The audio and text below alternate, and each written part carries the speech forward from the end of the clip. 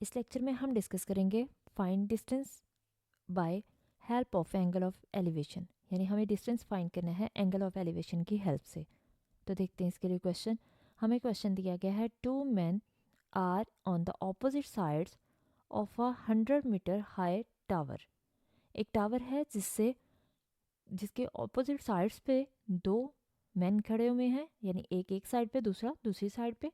If the measure of angles of elevation of the top of the tower is 18 degree and 22 degree, यानी अगर ये tower है तो यहाँ से एक आदमी यहाँ पे खड़ा हुआ है, दूसरा यहाँ पे खड़ा हुआ है, तो इनके बिटवीन जो एंगल ऑफ एलिवेशन बन रहा है यहाँ पे 18 डिग्री बन रहा है और यहाँ पे 22 डिग्री बन रहा है।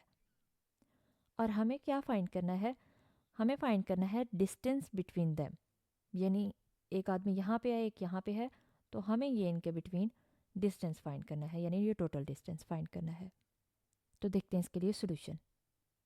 ये डायग्राम मैंने रफ आपको आइडिया दे दिया। अब हम इसको नेक्स्ट देखते हैं सोल्यूशन में।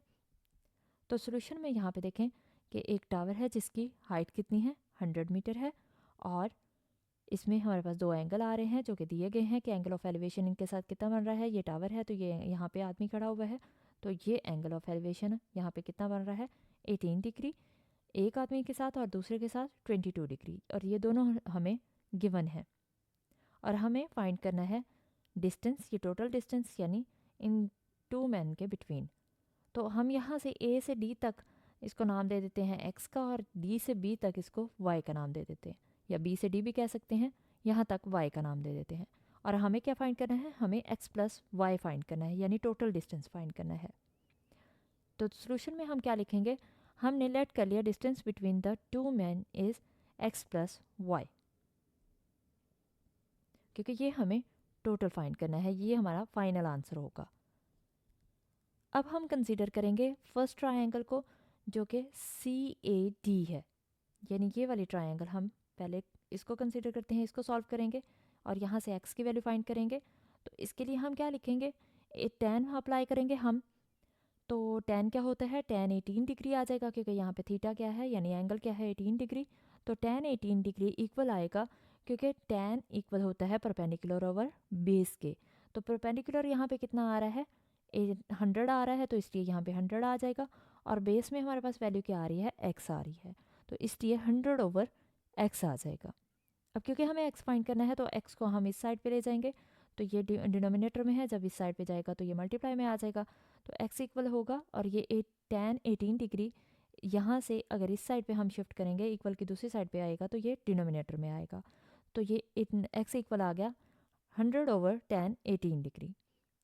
इसको हम कैलकुलेटर पे कैलकुलेट करेंगे तो हमारे पास x की वैल्यू आएगी 307.77। अब हम नेक्स्ट देखते हैं, हमारे पास नेक्स्ट क्या है। इसको y के लिए सॉल्व करेंगे। अब हम सेकंड ले लेंगे। तो ये डायग्राम मैंने यहाँ पे आपकी आसानी के लिए रिपीट कर दी है। अब हम कंसिडर करेंगे ट्रायंगल BCD। ये ट्रायंगल है हमारे पास BCD। इस ट्रायंगल को हम लेंगे और यहाँ पे देखें कि सेम उसी तरह से हम tan ही अप्लाई करेंगे। 22 डिग्री आ जाएगा, यहाँ पे 18 था लेकिन यहाँ पे क्या आएगा, 22 डिग्री। और परपेंडिकुलर हमारे पास 100 है और बेस में y आ रहा है, तो परपेंडिकुलर ओवर बेस होता है, इसलिए 100 ओवर y आ जाएगा। अब ये y इस साइड पे जाएगा तो क्या आ जाएगा, मल्टीप्लाई में, यानी y इक्वल हो जाएगा 100 ओवर tan 22 डिग्री। इसको हम कैलकुलेटर पे कैलकुलेट करेंगे तो हमारे पास y की वैल्यू आ जाएगी 247.51। अब x और y दोनों की वैल्यूज आ गई हैं, तो टोटल डिस्टेंस फाइंड करने के लिए a और b के बिटवीन हमारे पास क्या है, सम है।